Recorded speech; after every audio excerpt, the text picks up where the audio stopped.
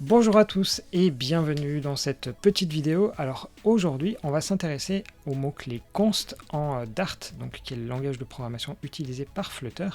Et avant qu'on s'intéresse vraiment au mot-clé const, on va juste regarder comment est-ce qu'on crée des variables et tout ça. Donc là je vous ai créé une petite classe, donc si je veux créer des nouvelles instances de cette classe, donc voilà, je le fais de cette manière là, 1, 2, 3, si j'exécute mon code, il n'y a pas de problème. Jusque-là, tout va bien. Maintenant, si j'écris est-ce que A1 est égal à A2, alors selon vous, qu'est-ce que ça va renvoyer? On va regarder ensemble. Ça renvoie false, tout simplement parce que A1, A2, A3, ce sont trois objets différents, et l'égalité, en fait, de base, elle se fait sur l'emplacement mémoire. Donc nous, en l'occurrence, on n'est pas bon là-dessus.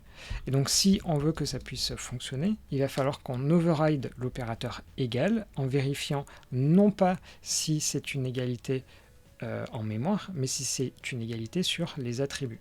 Alors bon, là il n'y a aucun attribut, donc ça ne va pas faire grand-chose, mais si on override, qu'est-ce que dit là le petit code que vous voyez que IntelliJ m'a généré? Donc ici, identical, this et other, ça c'est justement vérifier est-ce qu'en mémoire, est-ce que c'est identique. Donc ça va nous retourner faux. Ou alors on va vérifier est-ce que l'autre est de type classe A, oui, et est-ce que le type entre les deux sont les mêmes. Là dans ce cas-là, vous allez voir que maintenant, en ayant fait ça, ça va me renvoyer true.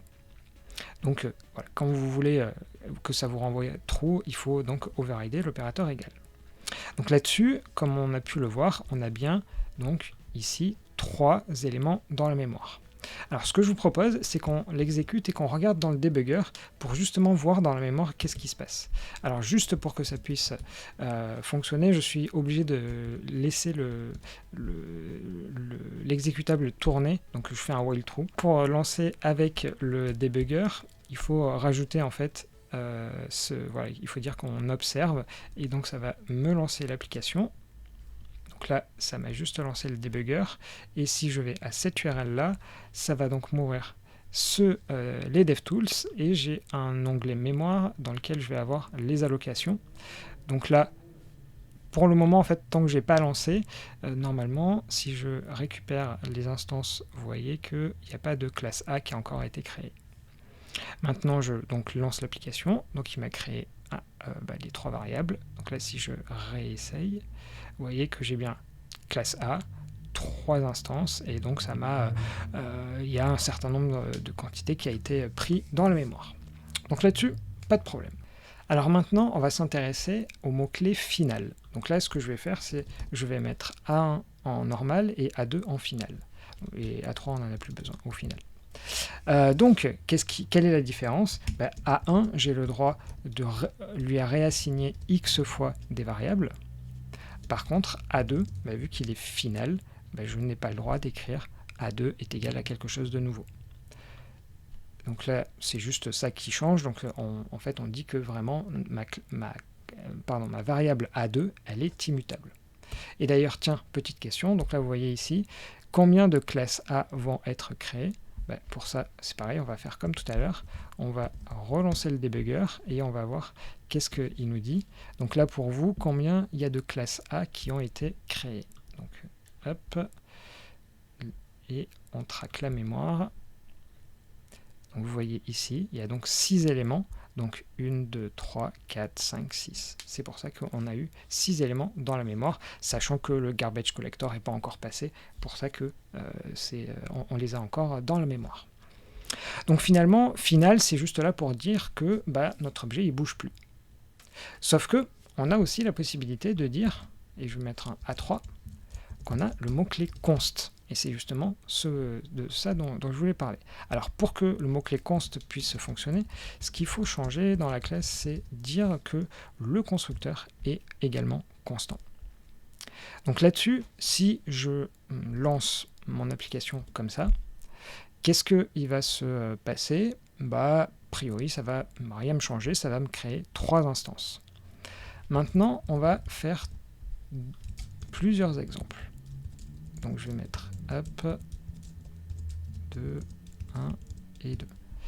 Donc là, ici, qu'est-ce qui va changer? Donc pour ça, le plus simple, c'est de dire A11 est égal à A12, et on va faire ça sur les 3.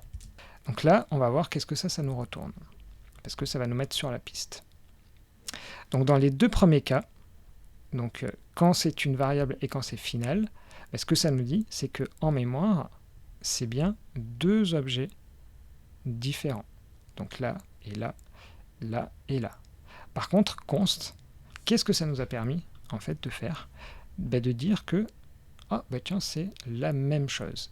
Donc en fait, quand on utilise le mot-clé const, ce qui se passe, c'est que la première fois, ça crée la variable, mais la deuxième fois, il va regarder si en mémoire, il a déjà créé un objet du même type avec les mêmes attributs, et si c'est le cas, plutôt que de le recréer, il va réutiliser le premier. Donc là, ce que je vous propose à nouveau, c'est qu'on aille regarder dans notre fameuse mémoire, qu'est-ce qui se passe. Donc tout à l'heure, on avait 6 variables. Là, on va voir combien on en a. Normalement, il devrait y en avoir 5, parce que justement, le mot-clé const, il nous a permis ça. Donc là, si on regarde, les classes A, j'en ai 5. Et l'avantage de ça, c'est que, imaginons, alors on va faire un truc très long, que je l'appelle des dizaines de fois. Pareil, je recommence. Et voilà, il n'y en a bien que 5 quand c'est le mot-clé const. Donc là, en fait, ce qu'on se dit, c'est autant utiliser autant que possible le mot-clé const, parce que ça va nous éviter de créer des objets inutilement. Et c'est pour ça, en fait, que c'est très utilisé, notamment en Flutter, parce que je ne sais pas si vous savez, mais en Flutter, l'idée des widgets, c'est que, en fait, à chaque fois qu'il y a besoin de redessiner, donc à chaque frame, l'arbre qui contient les widgets, en fait, il est totalement supprimé, et ensuite, il est totalement recréé. Mais vous voyez que si on met des const en widget, ça va nous permettre en fait d'éviter de recréer des objets entre chaque frame, parce que on l'avait déjà à la frame d'avant.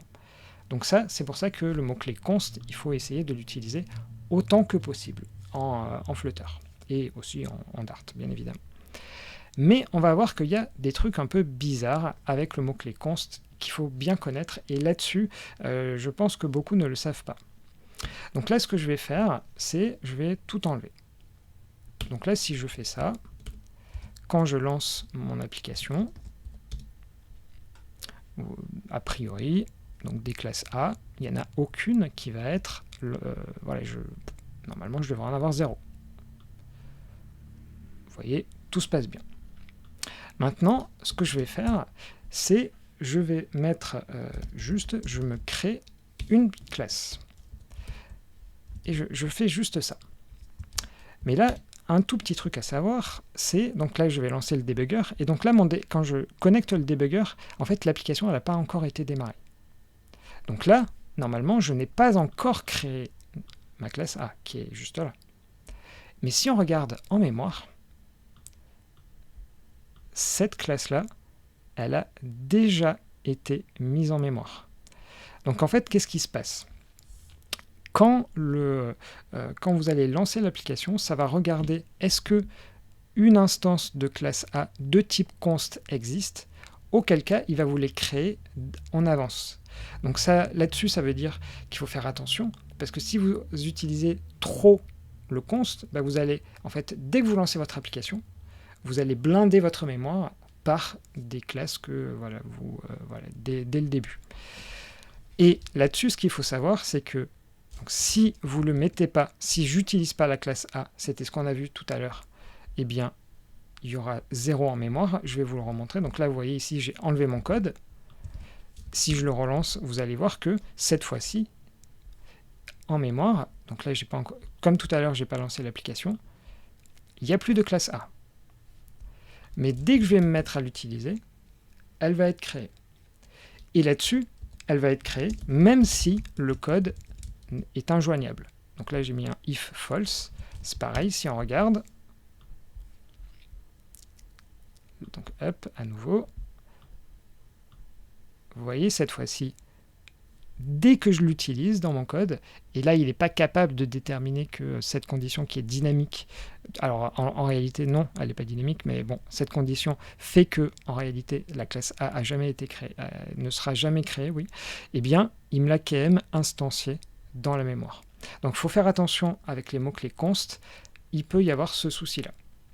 Mais en fait le bénéfice, c'est il est tellement important que voilà, généralement, ce problème-là ne l'est pas autant que ça. Donc voilà, il faut l'utiliser autant que possible. Et pour d'ailleurs créer des classes A de type const, il faut que tous les attributs, bien évidemment, que vous allez donner à l'intérieur soient finaux, parce que sinon ça ne marchera pas. Il faut bien dire que c'est constant et que ça ne bouge pas dans le temps. Donc voilà, ici, j'aurais pas mis final, ça n'aurait pas marché. Donc ça, c'est pour la partie en Dart. Maintenant, je vais vous montrer un truc en Flutter et je dois vous avouer que je l'ai découvert tout à l'heure et on va voir qu'en fait en Flutter, il y a un petit truc à connaître. Je suis dans une application en Flutter et ce que je vais faire, c'est exactement comme tout à l'heure. Donc là, juste pour m'amuser, on va regarder si créer 2A. Alors non, on va le faire comme ça plutôt. Je vais l'appeler const A1 c'est égal à A. Et const A2 c'est égal à A, et on va vérifier est-ce que A est égal à A2. Voilà, et ici il faut bien que je dise que c'est un constructeur constant. Voilà, donc là normalement, hop, donc là il faut que je relance l'application, ça me dit bien, voilà, c'est bien deux objets similaires. Là-dessus on se dit, bon bah c'est pareil que Dart, et en effet c'est pareil que Dart. Maintenant on va faire un autre test. Ici, je vais mettre un widget à la place. Et par exemple, je vais utiliser une sizebox. Parce que la sizebox, elle a un constructeur constant, voilà, comme vous pouvez le voir ici. Et là, vous allez voir le résultat, et ça renvoie faux. Alors, on regarde la classe sizebox, et là, c'est bien un constructeur constant.